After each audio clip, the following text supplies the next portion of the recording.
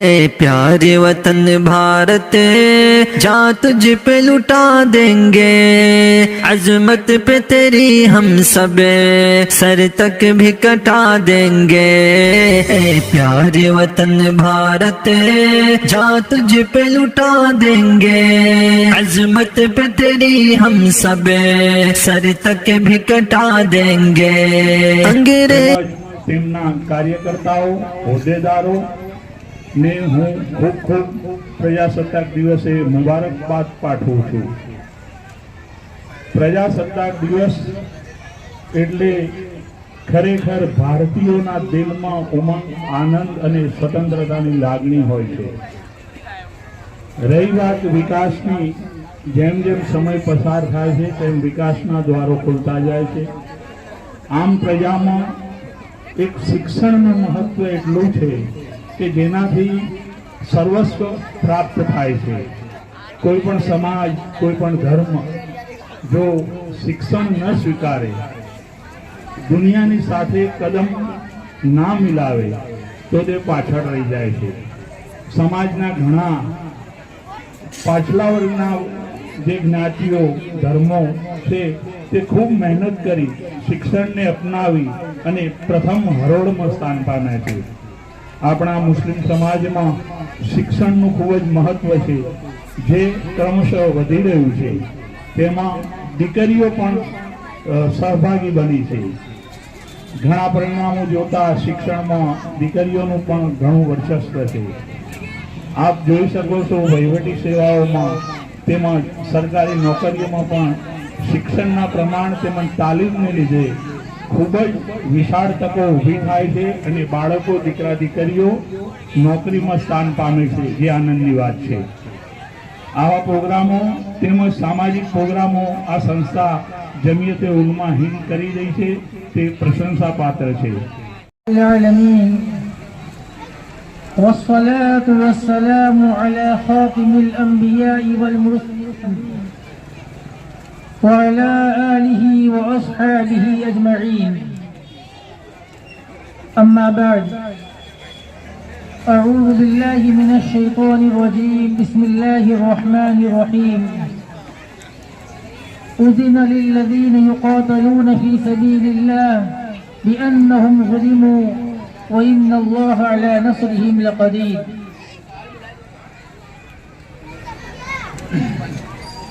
سب سے پہلے میں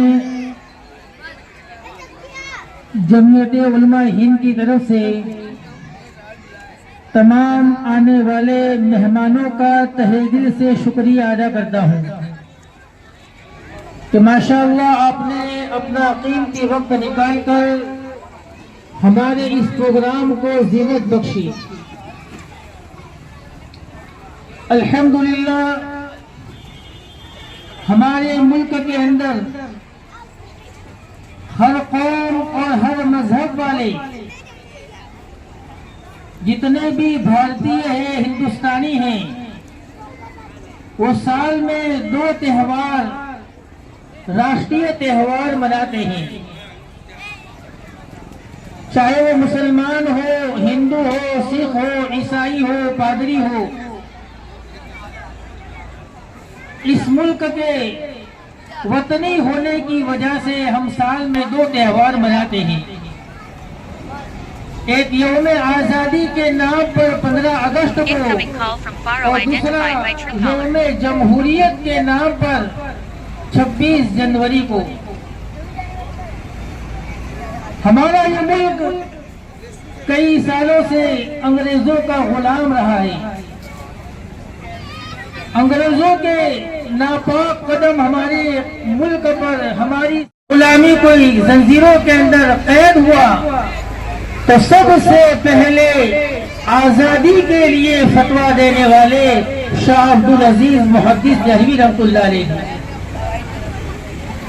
سب سے پہلی باقاعدہ جو جنگ پلاسی کے میدان کے اندر لڑی گئی 1757 کے اندر، سراج الدولہ نے بنگال کے اندر سب سے پہلی جنگ انگریزوں کے خلاف لڑی۔ لیکن کیا کرے، اپنوں کی غداری کی وجہ سے اپنوں کی غداری کی وجہ سے سراج الدولہ یہ جنگ ہار گئی اور پورے بنگال پر انگریزوں کا قبضہ ہو گیا۔ اس کے بعد 1799 کے اندر کرناٹک کے اندر جو شیر کرناٹک انہوں نے جنگ لڑی، اس کے اندر بھی ان کو اپنوں کی غداری کی وجہ سے فرمایا کہ ہار اور شکست کا سامنا کرنا پڑا۔ اس کے بعد 1856 کے اندر یا 1857 کے اندر شاملی کے میدان کے اندر جو ایک تاریخی جنگ، اتہاسک جنگ جو لڑی گئی، مولانا قاسم نانوتوی کی قیادت کے اندر، ان کی صدارت کے اندر، جس میں تقریباً 5500 صرف علماء کرام شہید ہوئے۔ 5500 صرف علماء کرام شہید ہوئے۔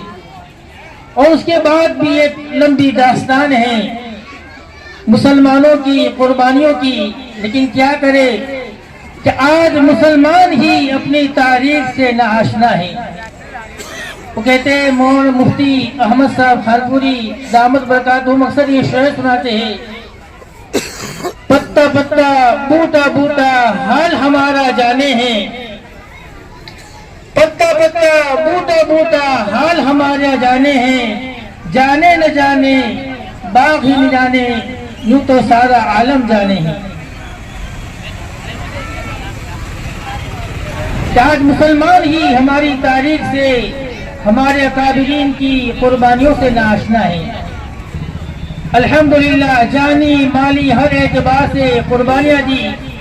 اخیر میں 1947 کے اندر یہ ہمارا ملک آزاد ہوا۔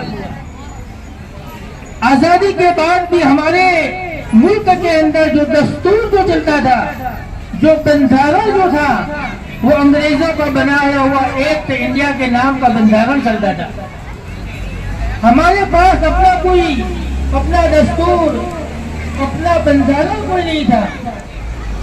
لہذا تمام مفکرے ملک نے مل کر ایک میٹنگ قائم کی، جس میں تقریباً 308 افراد تھے، 3 سے 8 افراد نے مل کر، جس میں 28 مسلمان تھے اور ان میں 3 علماء کرام بھی موجود تھی، اور جس کے صدر جو تھے بھیم امبیڈکر راؤ، ان کے صدر تھے۔ ان کی قیادت کے اندر ایک کمیٹی قائم کی اور سن 1950 26 جنوری کو ایک مسودہ قائم کیا گیا کہ آج سے ہمارا یہ ملک ہمارے بنائے ہوئے دستور کے مطابق، ہمارے بنائے ہوئے آئین کے مطابق چلے گا۔ اس سے پہلے انگریزوں کے بنائے ہوئے ایکٹ کے تحت میں یہ ملک چلتا تھا۔ تو یہ جو دن ہے 26 جنوری، یہ اسی لیے منایا جاتا ہے کہ اس دن کے اندر 1950 تقریباً 2 سال 5 مہینے 11 دن کے اندر یہ مسودہ تیار ہوا، اور جس میں الحمدللہ 28 مسلمان تھے، 3 بڑے بڑے ٹوسٹ علماء کرام بھی موجود تھے، اور ان کی نگرانی کے اندر ایک دستور، ایک آئین تیار کیا گیا جو ہر مذہب کے اعتبار سے تھا۔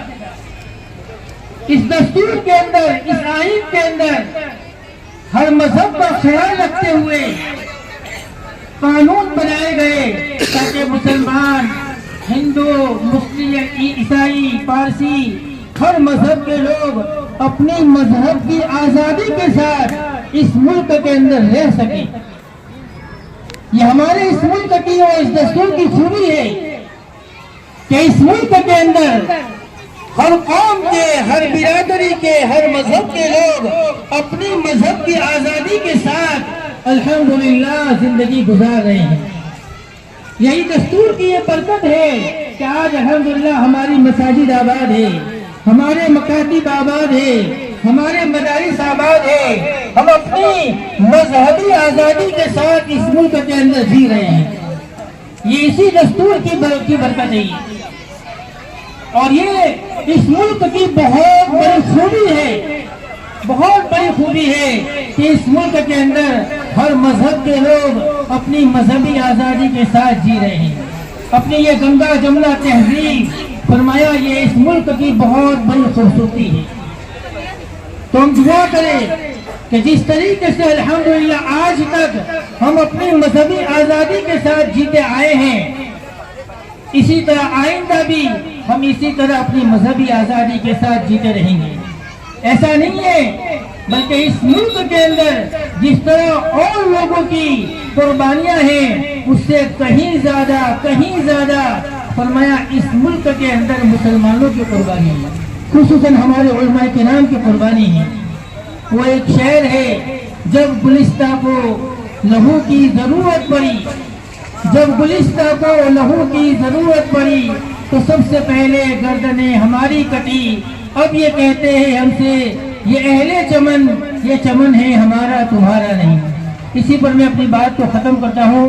اللہ تعالیٰ سے دعا کرے کہ اللہ تعالیٰ ہمارے اس ملک کو آباد رکھے اور ہر ملک اس ملک کے ہر باشندے کو، چاہے وہ مسلمان ہو، چاہے ہندو ہو، چاہے پارسی ہو، ہر ہندوستانی کو اپنی مذہبی آزادی کے ساتھ یعنی کہ یہاں پر جینے کا حق ملے اور آسانی کے ساتھ اور پرامن زندگی گزارے اور اللہ تعالیٰ اس ملک کے اندر امن و امان اور شانتی قائم رکھے. پہ تیری ہم سب سر تک بھی کٹا دیں گے، پیارے وطن بھارت جان تجھ پہ لٹا دیں گے. عظمت پہ تیری ہم سب سر تک بھی کٹا دیں گے. کھیتوں میں ہے ہریالی اور رنگ برنگے پھول، مل جل کے بھی رہنا سب لوگوں کو ہے قبول. اس دیش کی ہے جو شان ہم سب کو سنا دیں گے. عظمت پہ تیری ہم سب سر تک بھی کٹا دیں گے. اے پیارے وطن بھارت